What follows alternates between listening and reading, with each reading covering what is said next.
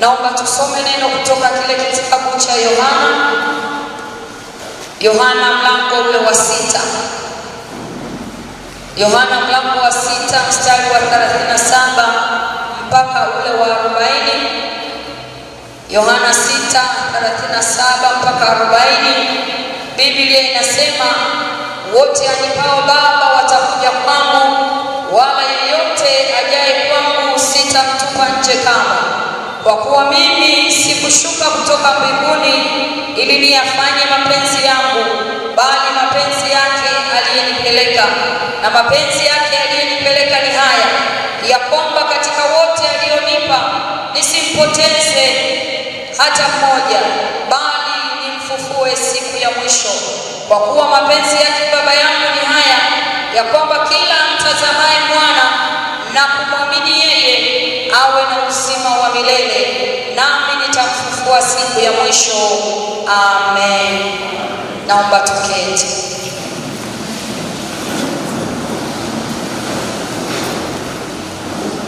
Bwana Yesu asifiwe, watu wa Mungu. Heri ya mwaka mpya.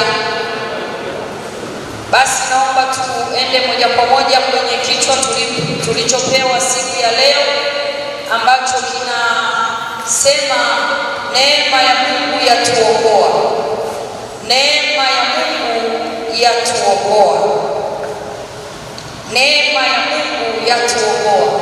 Neema tunaweza tukasema kwa mambo mengi sana, lakini neema ni kitu apewacho mtu na Mungu, au ni uwezo apewa mtu na Mungu asiyostahili kuwa nao.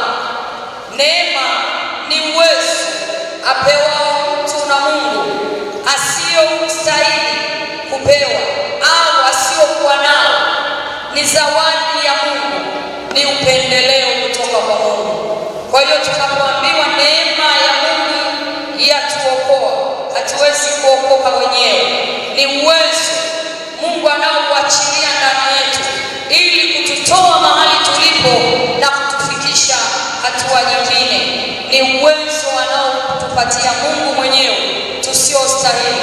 Hatukustahili tulivyo, namna ulivyo haujastahili, ila ni uwezo wa Mungu ndani yako aliyokuachilia kukuweka mahali ulipo. Kwa hiyo unaweza kukutoa dhambini na kutuokoa. Uwezo huu wa Mungu anaoachilia ndani yetu una uwezo wa kututoa dhambini na kutuweka mahali salama ama kutuokoa. Na Biblia ukisoma Waefeso 2 mstari wa 8, unaweza ukaenda mpaka ule wa 9. Biblia inasema tumeokolewa kwa neema. Hatujaweza kuokoka wenyewe, tumeokolewa kwa neema. Kwa hiyo wokovu sio jambo la jitihada za mtu binafsi, bali ni kazi ya neema ndani ya maisha yetu. Usije ukasema nimeokoka kwa akili zangu. Hapana, wokovu ni kazi ya neema, wala sio jitihada ya mtu binafsi aseme au afike mahali ajivunie kwamba nimeweza kuokoka. Tunawezeshwa kwa neema ya Mungu. Amina, watu wa Mungu. Kwa hiyo wokovu sio matendo ya mtu afike mahali ajiinue. Wokovu sio matendo ya mtu ya haki, kwamba mimi nimetenda haki sana ndio maana nimeokolewa. La hasha. Mungu anapomwokoa mtu, au neema ya Mungu inapotenda kazi, au neema ya Mungu inapoachiliwa kwa mtu, inakuwezesha kutoka mahali fulani na kwenda mahali fulani. Neema inapoachiliwa haiangalii hali ya mtu, haiangalii udhaifu wa mtu, haiangalii dini ya mtu, haiangalii kabila ya mtu, ila neema ipo kwa ajili ya kutusaidia. Na leo tunaiongelea neema hii ya Mungu katika kutuokoa. Neema ya Mungu yatuokoa. Kwa hiyo sio kwa akili zetu. Usije ukafika mahali ukaona ambao hawajaokoka wao hawafai kitu. Hapana, wewe umewezeshwa na Mungu mwenyewe, sio kwa akili zako. Hebu tusome kitabu kile cha Warumi. Tuangalie kitu hapa kwenye kitabu cha Warumi mlango ule wa 3 mstari wa 23 mpaka wa 26. Biblia inasema kwa sababu wote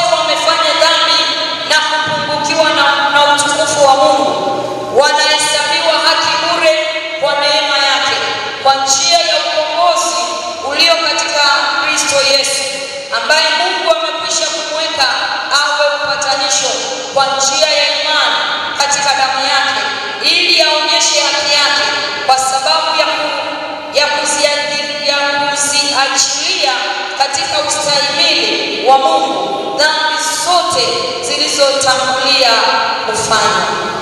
Wanahesabiwa haki bure kwa neema.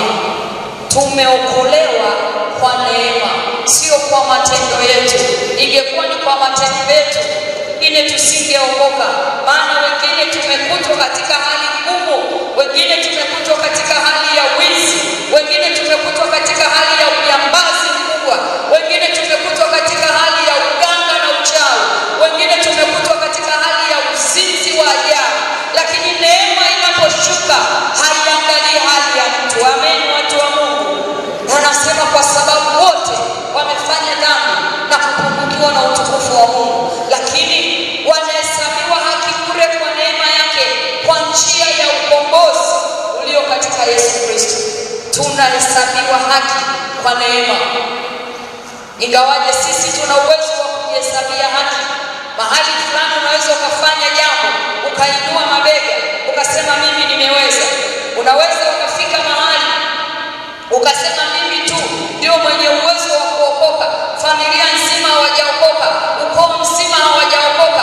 Ile kwamba umeokoka, ile kwamba wewe unasema nimeokoka, sio umetumia matendo yako au nguvu zako, ni neema peke yake imekuwezesha. Haleluya! Kwa hiyo wokovu ni zawadi, ni kazi ya neema ya Mungu, sio kwa uwezo wetu. Wokovu ni zawadi, ni neema tu. Neema ni upendeleo, neema ni zawadi. Inawezekana kweli kwenye ukoo mzima ni wewe ukoo wa kwanza, sio kwamba una akili sana. Mungu amekupendelea. Saidie kumwambia jirani yako Mungu amekupendelea. Mwambie tena Mungu amekupendelea. Mwambie wala haukustahili, ni Mungu amekupendelea. Kwa hiyo Yesu mwenyewe anatufundisha katika neno lake ya kwamba alikuja kutimiza mapenzi ya Baba yake. Tukirudi pale kwenye kitabu tulichopewa, Yesu anasema mimi sija kufanya jambo lingine lolote, nimekuja kuyatimiza mapenzi ya Baba. Mapenzi hayo ni yapi?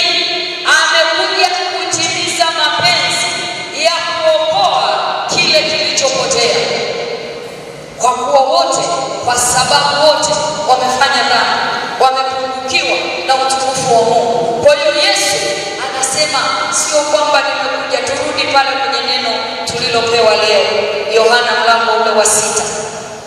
Yohana mlango ule wa 6, 37 tumeanzia pale.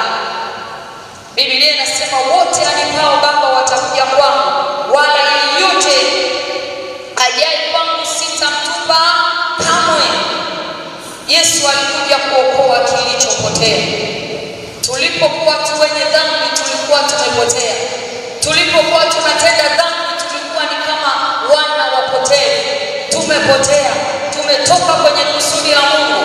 Kwa hiyo Yesu anakuja kukirudisha kile kilichotoka kwenye kusudi la Mungu, anakuja kuokoa watoto wake. Nataka kupata tafsiri nzuri, unaweza ukasoma kwenye kitabu kile cha Luka mlango wa 19 mstari wa 1 mpaka ule wa 10. Utapata kitu kizuri sana pale, kwamba Yesu alikuja kuokoa kilichopotea. Ila mimi nataka tusome kwenye kitabu cha Mathayo 18 mstari wa 10 na ule wa 11. Biblia inasema, angalieni msidharau mmojawapo wadogo hao, kwa maana nawaambia ya kwamba malaika wao mbinguni siku zote hutazama uso Mwana wa Adamu alikuja kukiokoa kilichopotea. Msidharau, angalieni, kuweni makini. Na pengine Biblia imesema ajidhaniaye ya kwamba amesimama aangalia asije akaanguka. Lakini mimi nasema msidharau mtu mmojawapo, hata kama hajaokoka. Mungu bado yuko kazini, anamtafuta. Mungu bado anamfuatilia, kwa sababu kila jambo lina wakati wake na majira yake.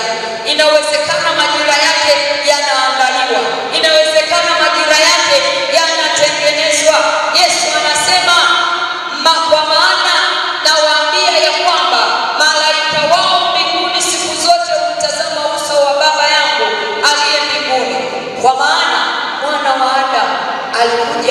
kuokoa kilichopotea. Kwa hiyo usidharau mtu ambaye hajaokoka. Kuna baadhi ya makanisa, kuna baadhi ya watu wanapenda sana kujitenga, kwamba kwa sababu mimi nimeokoka sichangamani na hao hawajaokoka, wokovu wao hauko sawa sawa. Unaweza ukasema huyu hajaokoka, lakini kumbe hujajua ndani anaweza akawa yuko juu, yuko zaidi ya wewe. Kwa sababu gani? Tumesoma kwenye kile kitabu cha Warumi kwamba inawezekana wewe ni kiongozi wa wokovu. Inawezekana unasema umeokoka, kumbe matendo yako ni bure. Inawezekana ukamwambia mtu usiibe, lakini unaiba wewe na wewe umeokoka. Kwa hiyo ni sawa na bure. Usimdharau mtu usiyemjua, usimdharau ambaye unafikiri wewe hajaokoka. Heshimu kila mtu, kwa sababu malaika mbinguni wanafanya kazi ya kumwangalia Mungu saa zote, kwamba Baba angalia, kuna mtu kule bado hajaokoka. Baba angalia, kuna huyu mtu bado. Baba angalia, kuna huyu mtu bado. Na ndio maana Biblia inasema Mungu hapendi hata mtu mmoja apotee katika dhambi. Anatamani watu wote waokolewe, ila majira na nyakati inapofika hakuna kupinga. Haleluya, watu wa Mungu. Kwa hiyo Yesu alikuja kutoa uzima wa milele. Yesu Kristo alikuja ulimwenguni kuokoa wenye dhambi. Hakuja kushughulika na waliookoka, amekuja kutafuta kilichopotea. Kwa hiyo hata mimi na wewe tunaweza tukasema tumeokoka, kumbe wakati mwingine anaangalia namna kama sisi tumetoka mahali, basi anaendelea kutafuta ambao hawajaokoka. Na huyu Yesu anatembeaje? Yesu anatembea hata sasa, yupo katikati yetu. Bwana asifiwe, watu wa Mungu. Yupo katikati yetu kwa sababu alisema wawili ama watatu wakutanapo kwa jina lake, na yeye yupo katikati yetu. Amina, watu wa Mungu. Anatembea kupitia neno lake. Huwezi kuamini, hata siku ya leo inawezekana kila mmoja hapo tulivyokaa, Roho Mtakatifu anasema naye kwa lugha ya tofauti kabisa. Kusudi kubwa la kuja kwa Yesu atuokoe sisi na sio vinginevyo. Hajaja kufanya jambo lingine lolote, amekuja kututafuta sisi tu tuliopotea, aturudishe kwa Baba, afanyike upatanisho, atupatanishe tena. Maana dhambi ina kawaida ya kumtenga mtu na Mungu, ina kawaida ya kutupoteza, unapotea kabisa. Kwa hiyo Yesu anasema wote anipao Baba, sitampoteza hata mmoja, sitamtupa kama hata mmoja. Mimi na wewe tumepewa na Yesu mwenyewe kutoka kwa Mungu. Haleluya. Mungu amempa Yesu kwamba hata mmoja asipotee. Bwana Yesu asifiwe. Kwa hiyo neema ya Mungu haina ubaguzi, haiangalii rangi, haiangalii udhaifu, haiangalii dini ya mtu. Ingeangalia rangi, tulio weusi tusingemjua Mungu. Ingeangalia rangi, sisi ambao ni wafupi hatuonekani kama Zakayo, tusingemwona ufalme wa Mungu. Lakini Yesu haangalii historia ya mtu, haangalii maisha ya mtu. Neema ya Mungu inaposhuka, inashuka kwa ajili ya kukuvuta, kwa ajili ya kukuita, kwa ajili ya kukubadilisha. Hebu tupungiane namna hii, watu wa Mungu. Hii neema haiangalii dhaifu ulio nao. Usije ukasema hivi na mimi nastahili kuokoka kweli. Unastahilishwa. Ukiangalia kwa